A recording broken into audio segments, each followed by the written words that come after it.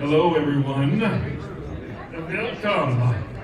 Welcome on another lovely, bright spring day, just like Yakima is famous for. We'll be starting off with music by past President Doug Rich, who will be performing to a video. Totally accurate. Thank you very much, President John. Happy Cinco de Mayo, everybody.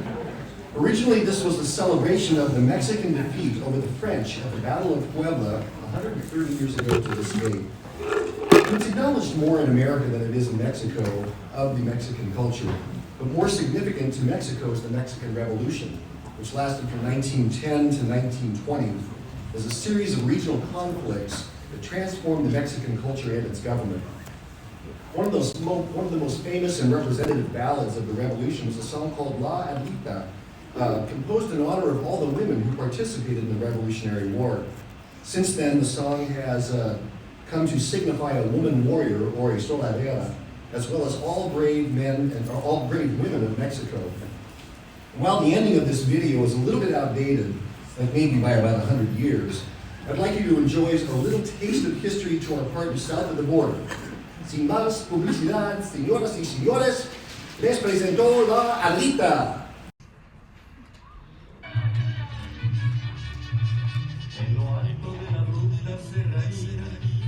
Acampado se encontraba un regimiento y una joven que valiente lo seguía, locamente enamorada de un sargento. Popularmente la ropa era negrita, la mujer que el sargento idolatraba, porque además de ser valiente era bonita y hasta el mismo coronel la respetaba.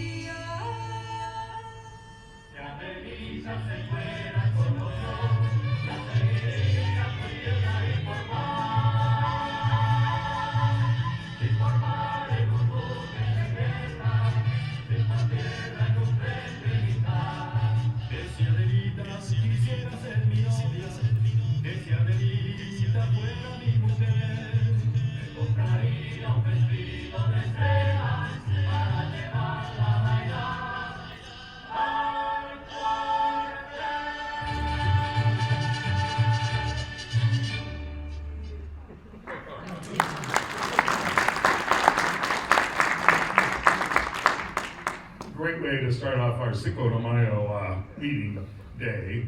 And now we will have something equally inspiring by past President Kurt Laverton. Thank you, John. So, as you may know, Dan Peters is our speaker today, and Dan is by profession a teacher. So it seemed only appropriate, though his topic is not the profession of teaching per se, it relates to writing and his passion for writing, Raymond Carver. But I thought it was appropriate we all stop for a minute. We're hitting through the course of the year. It's the spring vacation has passed. Maybe Thanksgiving vacation would have been better this year to phrase it, but in any case, whatever passed for spring was celebrated. And we're heading towards the end of the year academically. And it reminds us, at least me once again, and maybe all of us, of the importance of teaching in our lives. How great teachers can affect us, influence, inspire us, motivate us, open doors that we didn't know, to rooms that didn't even exist, and buildings we didn't know had been created yet. I think myself of all of us, I suspect, can think of at least one or two individuals, men or women, who really shaped us when we were kids. I think of Florence Stradwick at Roosevelt, and Mr. Hollingsworth at Franklin, and especially Jack Jennings, who taught me the mysteries of secants and cosecants, squared and tangents, and all that kind of thing, and trig. But what he really taught me was the discipline of just trying to solve a problem and sticking to it until you got the solution that was correct. And so for all those men and women whose profession is teaching, I thought we would celebrate by enjoying Dan's presentation today, recognizing his profession, and celebrating them in a brief word of prayer, if you join me. Dear Father, creator and great teacher of the universe, we thank you for those individuals who commit to the profession of inspiring, educating, explaining, and focusing the talents of people on things they didn't even know they had skills at. Thank you so much for these people and their gifts to us, their care for those we love, our precious, precious children, and the effect they have on our society. In your name we pray. Amen. Thank you very much, Kurt. Welcome to all our guests today. If you have a guest at your table, if you shout out, we'd like to have you here, and hopefully you want to come and join us and be part of the club in future weeks and forever. Also, thank you to all those who participated in Rotarians at Work Day, which did not include me, I might add. But all of you did come, that's what we really appreciate that. And the sheriff told you get a pass on your next ticket. I think that's what he said, or something like that. So thank you very much. It was great to have it, and I know it was a good day. And the weather was beautiful. Yeah, I understand. It rained, didn't it? I think it was a pretty miserable day. On a sadder note, I think all of you may have known that one of our longtime members, Bob Newstead, passed away just recently. His service will be Saturday, May 7th at 10 a.m. at St. Paul's Cathedral. So again, Saturday, May 7th, that's this Saturday at 10 a.m. at St. Paul's. He was a longtime member of the club, and really sorry to hear of his passing. One other thing, which is not on my agenda, but which my conscience, which is Sonia Rodriguez True, reminded me. Doug has already talked about today is Cinco de Mayo Day, but it's also the National Day of Awareness for Missing and Murdered Indigenous People. I know a lot of you have been following that in the Herald Republic. They've been doing an amazing job on that story and bringing that whole story, which has long been oppressed and kind of hidden behind closed doors, so to speak, to light. So just keep that in mind, and remember that it's good to always educate ourselves about systematically erased histories so we can make informed decisions. So it goes right along with what Kurt said about teaching and learning and educating. And with that, we now have none other than Austin Beebe and his famous second friend, best friend, to talk about memories. I guess my second best friend is my dog. Yeah. I have a lot of friends, I promise. Pretty awkward. I have at least 2 friends. Oh, two. Yeah. So we are doing another refreshments with Rotary and Rover. We did this in the fall last year, and it was a great turnout over at the kiln. I think we had about 25 people and about 10 dogs with us, so it was an absolutely amazing turnout. As you guys are aware, the last couple months we've had new members both introduced to Rotary, getting their badges, and then just brand new people who want to check out Rotary for the first time. So this is a great opportunity to bring your friends, bring your family, bring your neighbors, bring coworkers, whoever you think would be a good addition to Rotary, or who just enjoys playing with dogs like I do. So we're going to be over at Veil Breaker on May 11th, which is next Wednesday. It'll be 4 to 7 p.m. And then I believe it's 7 or 8 o'clock, the live music starts as well. 6:30. 6:30? Even better. So if you want to stay for the music, that would be great too. But there's beers there, there's usually food there, great music, great company. Hopefully the weather's nice and someone will bring out cornhole as well. Just don't let your dogs grab the beanbags. We'll be all right. So again, May 11th, next Wednesday, please bring anyone who might be interested in Rotary and bring your dog as well. Thanks.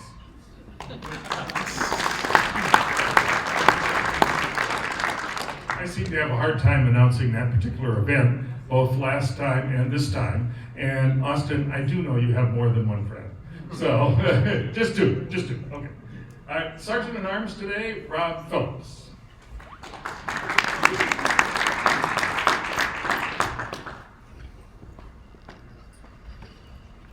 First of all of those that did not participate in the work Day this Saturday. How about paying $1? Well done, Ron. Thank you. That was almost a mass fine. Yeah.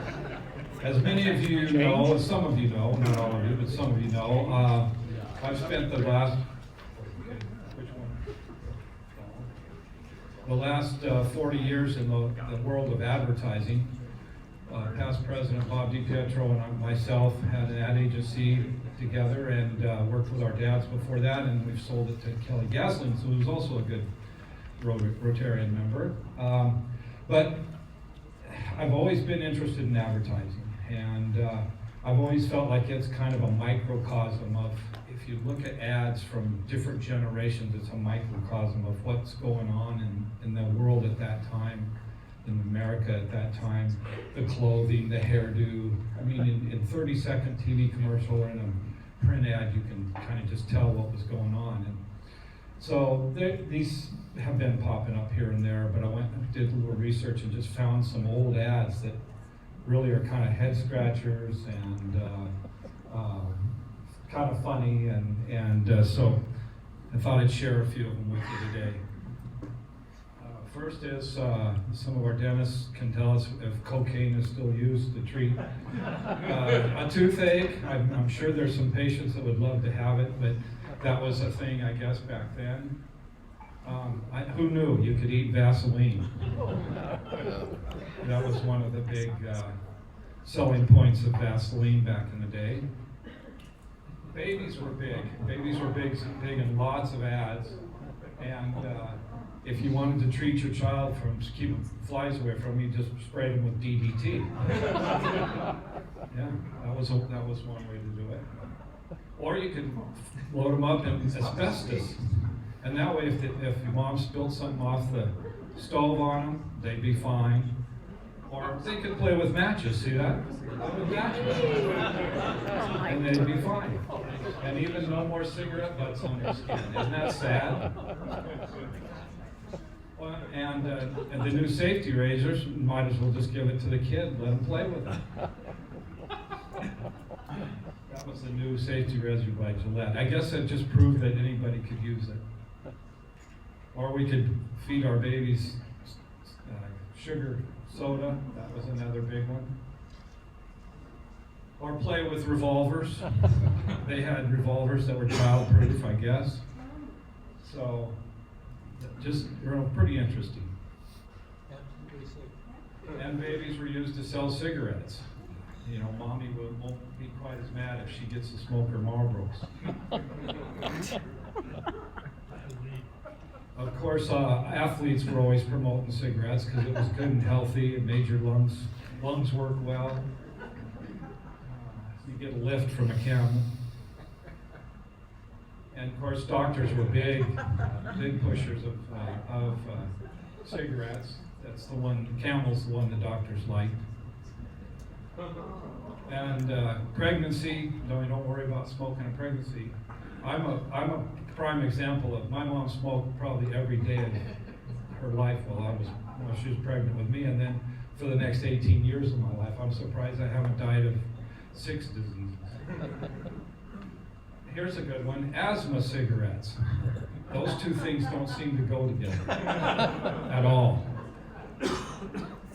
And it treats foul breath, hay fever, sores, moles, who knows what.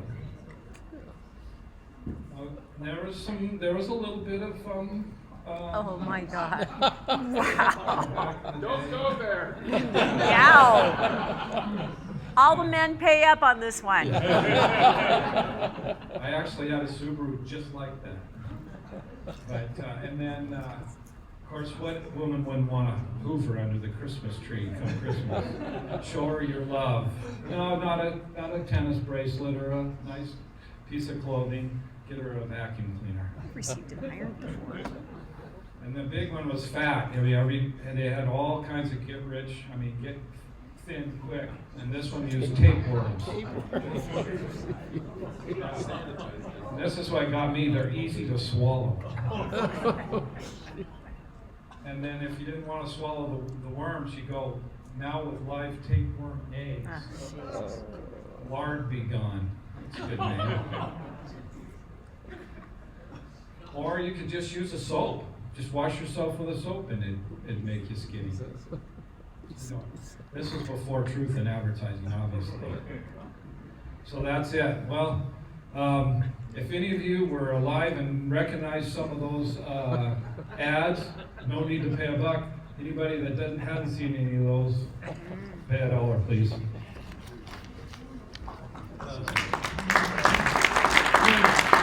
Great job.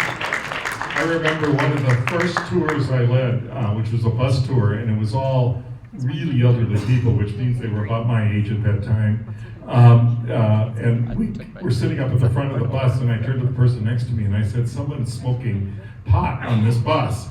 And she turned to me and said, "How in the world would anybody be smoking pot? Look at this group. They don't even know what pot is."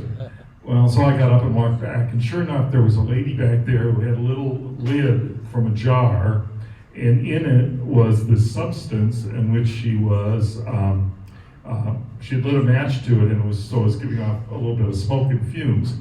And she said, "This is really good for my asthma, but the doctor won't prescribe it anymore."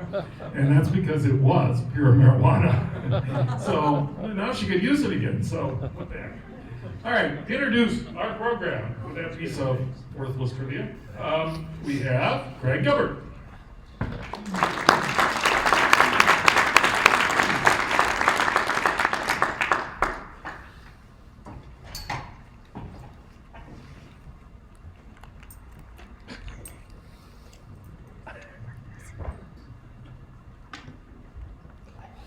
President John, esteemed guests, and fellow Rotarians, our next speaker today is a true Renaissance man.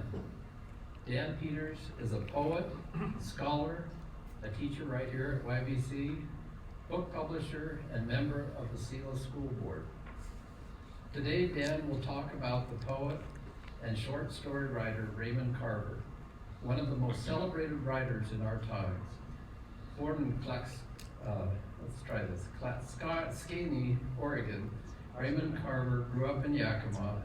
As a boy, he hunted crawdads in White Hollow Creek and attended Yakima High School. I don't know if those two go together or not. He died in Port Angeles in 1988 at age 50. His works are read across the world. His stories have been adapted into stage productions and movies. In 2004, Carver was remembered here in Yakima at a conference Dan helped organize and featured readings of Carver's poems and stories and a talk by Carver's son, Vance.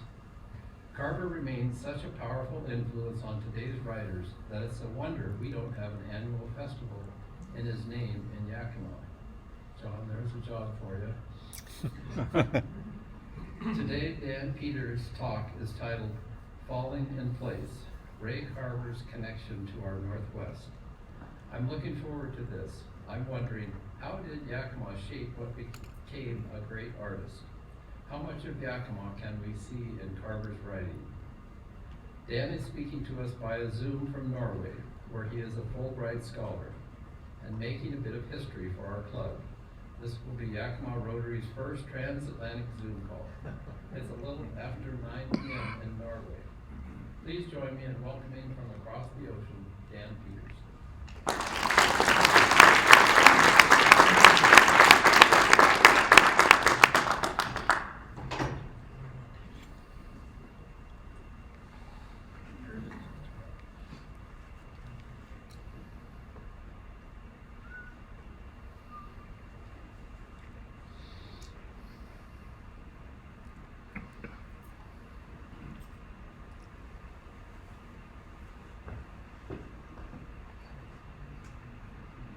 There we go. You can hear me now, probably. There we go. Yes. Great. Well, greetings from Oslo, Norway. As Craig said in the introduction, I am here as the sun's setting in my apartment in Oslo after spending a week in Christensen. And I'm really excited to talk about Raymond Carver today with your organization. He's been a passion of mine, somebody who was, as Craig mentioned, I chaired with YVC YBC audience along with the English department, and who I did my master's thesis on when I was at the University of Montana. And Dr. Laverton reminded me that I was introduced to Carver by my high school teacher, Barry Grimes, who gave me a copy of his book Fires, which contains his poetry, short story, and essays. And as you mentioned, I am going to focus a little bit on how this area shaped Carver's writing style, I guess I would say, and influenced some of the themes that he wrote about as well. So here's the plan. I'll go over a timeline of his life with a couple of side notes on his roots in Yakima. I also want to give you kind of a clip notes version of his literary style along with his literary career. Both are really interesting, especially what we've learned about his literary career since his death. And then I want to talk about his life in Port Angeles, this life that he had from 1978, the last 10 years of his life, until 1988. And along the way, I'll share a couple of his poems that I think we don't have time, obviously, to read the short stories aloud, but some of his poems will give you a flavor for what his style was and what his themes were, and help explain his biography a little bit as well. Am I doing okay for volume? Yes. Yes.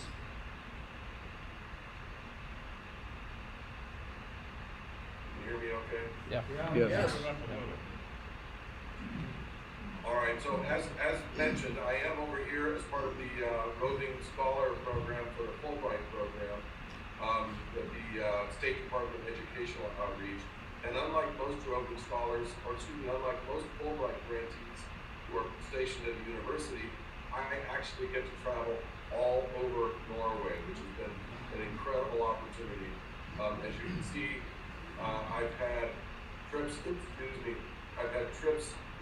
from Oslo to Bergen to Stavanger, and I'm nearing the end now. I went to Kristiansand this week, and I'm in Narvik next week as well. And before I get to Carver, I just want to say thank you both to YBC and to Dr. Kaminsky for giving me this sabbatical time to come over and be a part of the Norwegian education system. I visit high schools everywhere I go, and also to experience Norway, the Northern Lights, cod fishing, and the fjords over here. So Dr. Kaminsky, I wanted to especially single you out and pass along my thanks for this opportunity. Let's get to Carver. His biography, like a lot of ours, has a series of peaks and valleys. Probably more dramatic than many of ours, though. His early life was in Clatskanie, Oregon for the first 2 years, followed by moving to Yakima, Washington, where his father was a saw filer at the Boise Cascade Mill, and his mom worked in odd jobs, oftentimes as a maid or as a waitress occasionally. And Carver graduated from Yakima High School, as was mentioned, in 1956, and married his high school girlfriend, Mary Ann Berg, in 1957. And it was kind of, they were teenagers in love, started a family very young, and struggled, like a lot of young families do. They moved and bounced around Northern California after his high school experience, following his dad, in fact, to sawmills in Chico and in Humboldt County, where Carver also eventually attended college and met some excellent writing teachers. His first book of poems, his first success in publishing was poetry, a collection called Near Klamath. His first major collection of short stories, I'll hold it up here, is called Will You Please Be Quiet, Please, which gives you a sense of a young man under a great deal of strain in his family life. Some of that comes from living kind of month to month. Economically, he was in dire straits his whole life, in fact, for his young adult life, including his childhood. They were just kind of going month to month and barely making it with his father and mother's income. And in 1978, eventually the strain of that marriage caused it to dissolve, and he met his second wife, and the poet Tess Gallagher, who's from Port Angeles, and we'll get to her story in just a minute. And in 1978, he achieved sobriety after many attempts, and a long history of alcoholism leading up to it.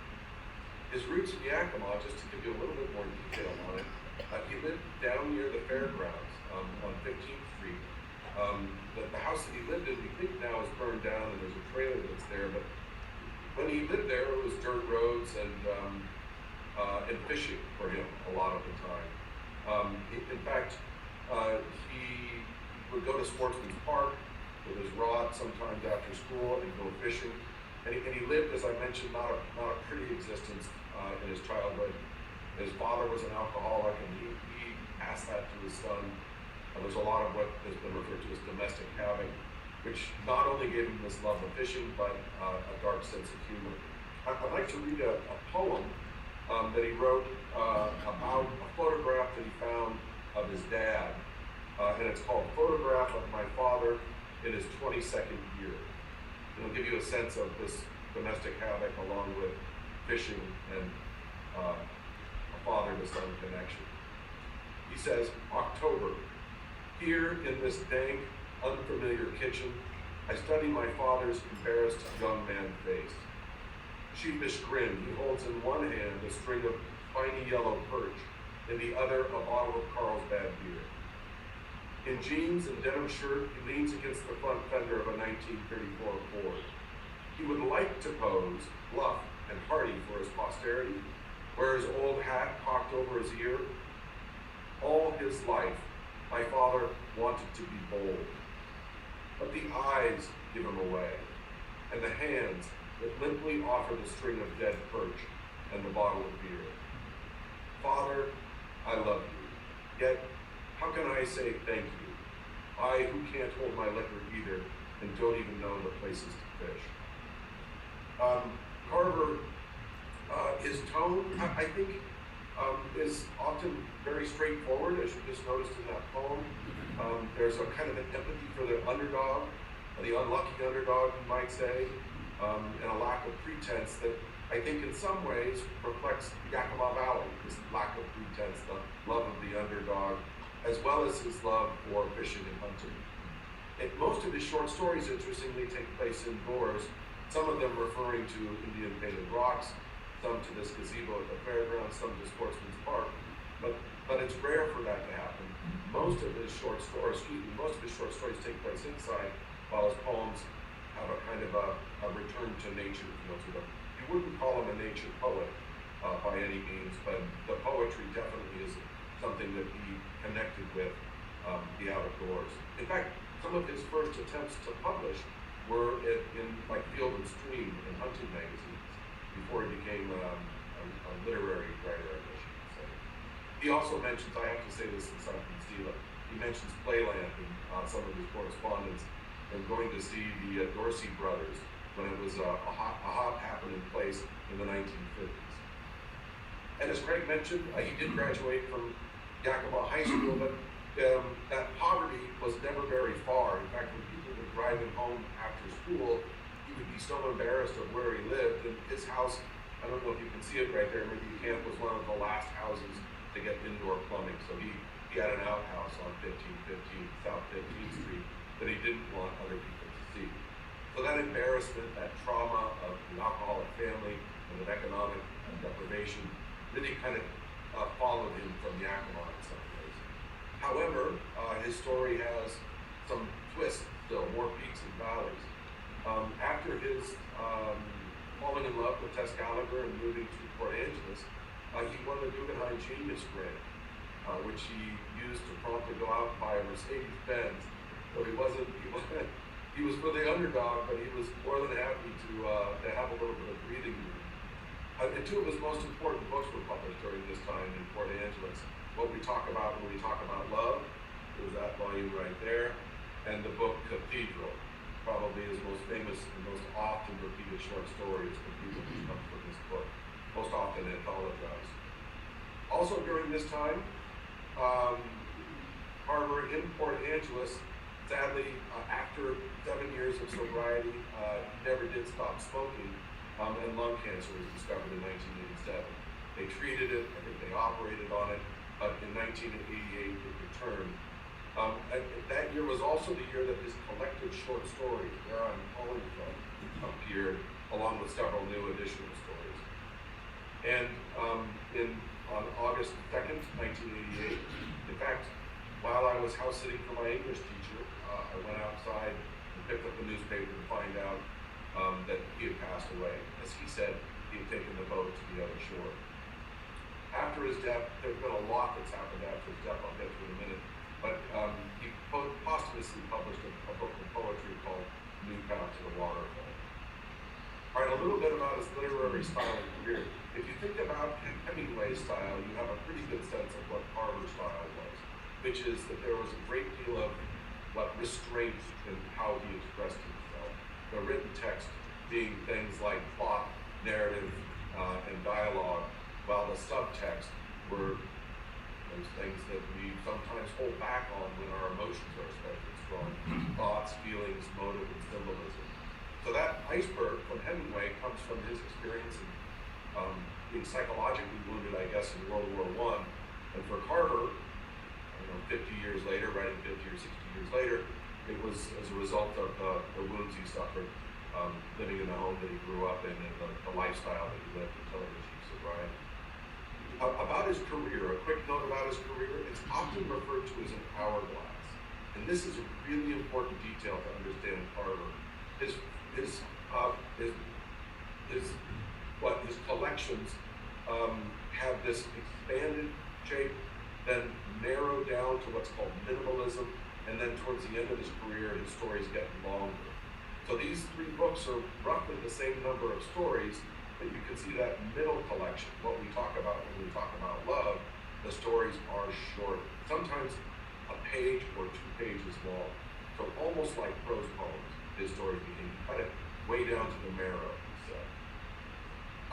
As was noted, his work has been published, and this is a real honor for a writer, but his short stories especially have been translated and published in over 20 languages. There's just a selection of some of the covers from many languages that have been translated into. And since I'm in Norway, I don't know if you can see this very well, but you can see it on the screen. I special ordered a copy of what we talk about when we talk about love. And in typical Scandinavian fashion, they don't really have a sense of metaphor. So their cover for what we talk about when we talk about love, Norwegians like to get right to the point, is a picture of an actual heart. So that's part of what we talk about. His posthumous career has included several movie adaptations of his work, including a Will Ferrell movie called Everything Must Go, a Robert Altman film in the middle of his heyday of filmmaking, right after he made The Player and kind of had a comeback, was a film called Shortcuts, which takes a bunch of his short stories and kind of pieces them with collage style together. I don't think it's the most successful version of Carver, in part because he translates it to Los Angeles. And I think there really does get something lost when we lose the Yakima connection stories. And also the Best Picture Award winner Birdman featured a Carver story. What we talk about when we talk about love, the attempt to adapt it to a play is one of the themes of that movie. And he's been the subject of a major biography that interviewed a lot of people in Yakima. It's a big, heavy 400-page book. If you really want to know about Carver, that'd be a good one to get in English. Here's the most interesting thing that's probably happened since Carver's death. We found out through a series of letters that were published in the New Yorker that middle period, that period of minimalism, was heavily shaped by a very heavy-handed editor named Gordon Leach.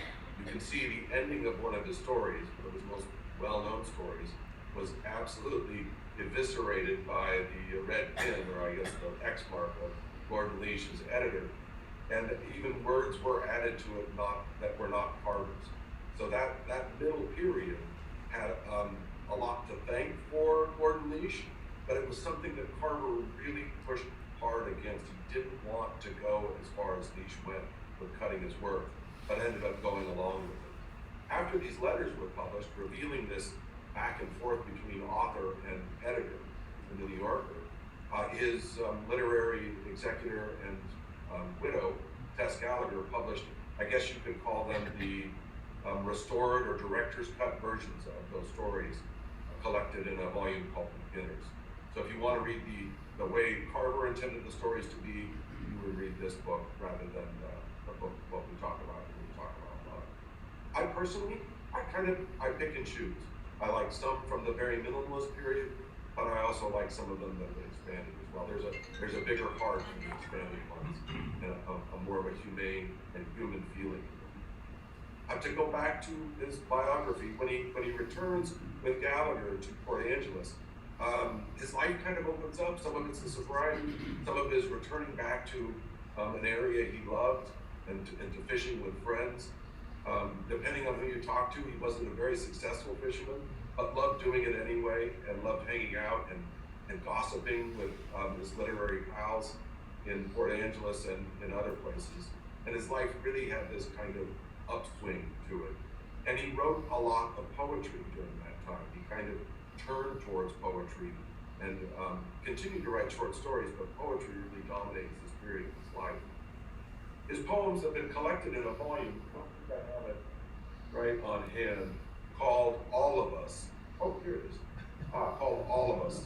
It's a great introduction to Carver's tone and style. And you can see what the blurbs say about it. Some of that sort of sounds Yakima too, stripped of pretense, simplicity, precise image, unadorned truth. When you don't have any trees on the hills, those images get very precise, right? There's a sense of minimalism, in fact, to the landscape of Yakima in some ways that maybe carries over into Carver. And I love his poems. And we know this is Carver's voice because it was an area that his editor did not cover, did not edit heavily. In fact, wasn't involved in the publication of it. To kind of illustrate how deep this Northwest roots run, these are either titles of poems or lines from poems.